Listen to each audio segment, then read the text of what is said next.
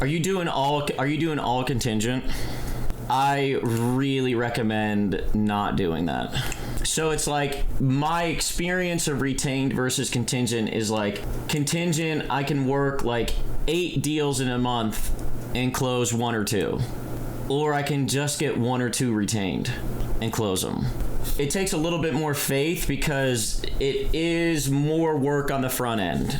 You've got to do, I don't recommend doing it until you feel competent in that area. Like I'm not telling someone to go do a retainer in a field that they don't know what they're doing. But like once they've closed a couple deals and they're competent in that area, it's retained all the way.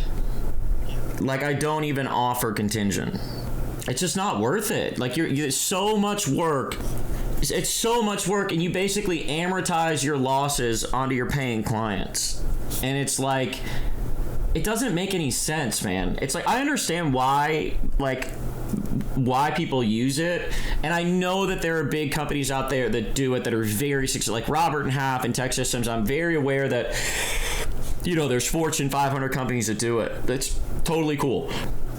I'm a bigger fan of contingent as a way to like have training wheels to like start getting some conversations and getting some traction, and closing your first couple of deals contingent, your first 1 to 3 deals, closing them contingent, because you just, you need to learn the market.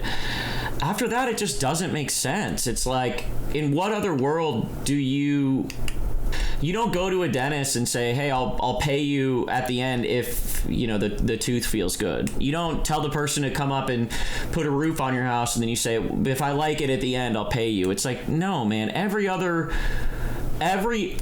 thing I can think of, you put down money as a deposit.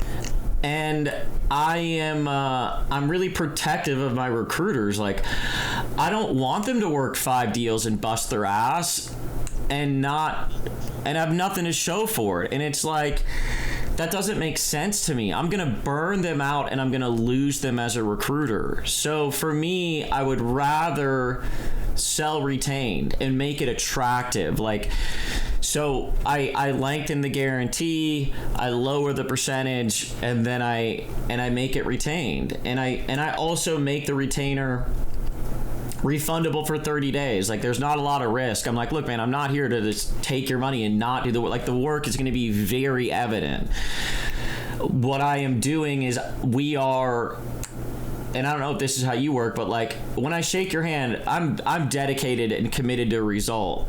And most of these clients aren't. And you can tell it's like, recruiters don't have a good reputation, generally speaking. And it's like, why? It's like, because they don't get paid. Like, so many of them do so much free work, and then you're surprised that maybe they flake on things because they've been working their ass off and they're not getting paid.